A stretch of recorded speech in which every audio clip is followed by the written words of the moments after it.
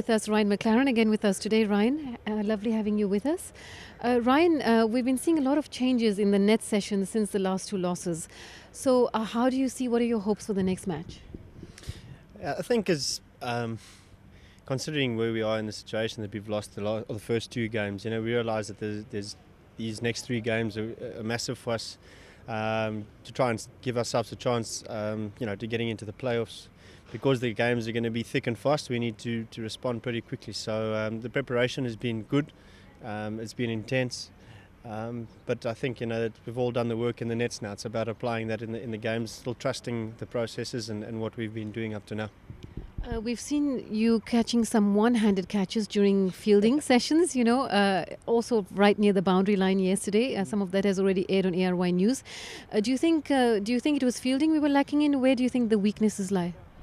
No, I think it's we just in the first game we obviously were under pressure with a bat, and we needed to try and get some good partnerships going. And having lost early wickets up front made it difficult to then set a big target. I think what we need to try and focus on is set the platform for the guys like Pollard and Ravi and them and Shoaib and them at the back end to capitalise. So if we can and start well in the first 6 overs and get us a good platform for the bat, we're giving ourselves the best chance. In actual fact, the second game I thought we set a good target, but then Rousseau and I don't know who was the second.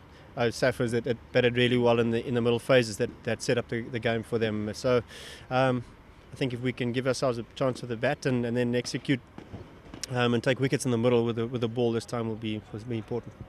During the first few games, we noticed that it was not a batting pitch and it was the middle overs that were scoring. Of course, the openers were not. And Rashid Latif was saying he felt that it should be batting pitches so that the sixes attract crowds.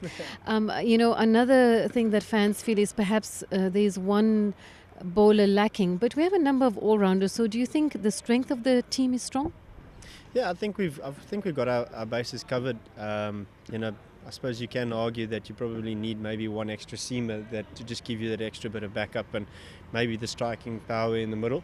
But yeah, I think we've got the options in the squad to do that, and to be able to react to whatever the conditions require. So I'm sure that whatever the situation or whatever it requires from us tomorrow from the Sharjah wicket, we'll be able to react to that from a batting and a bowling point of view. On an international level, we noticed that Team India, Cricket Australia, they have batting depth. Mm-hmm. We saw that with Islamabad last year as well. And on paper, Karachi Kings has batting depth as well. So do you think that's the asset for Karachi? Yeah, I think when you've got that batting depth, and as you rightly say, we do have that. If you consider that we've got batting up to probably 8 or 9, it's a great asset to have.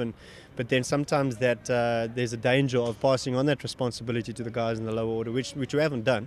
But it definitely helps having that. But you can have all the good names on paper. It's about putting out those performances in the middle, and I think it's time that we put our good work and our preparation into practice in the games. Ryan, we've got a few questions coming in from fans online, and one of them is they'd like to know who has always been your hero, either in South Africa or Karachi or otherwise. Who did you always look up to? Who did you want to emulate? So I grew up in a place called Bloemfontein in South Africa, and as a kid I looked up to Allan and Hansie Cronje. Those are the guys that came from my region and they played for South Africa. And then as the years went on in my career, you sort of pick out different characteristics from different guys. But yeah, definitely Hansie Cronje and Allan were the two guys that I looked up to. And then later on, obviously internationally, there's so many special guys. But I loved watching Brian Lara bat. Thank you so much.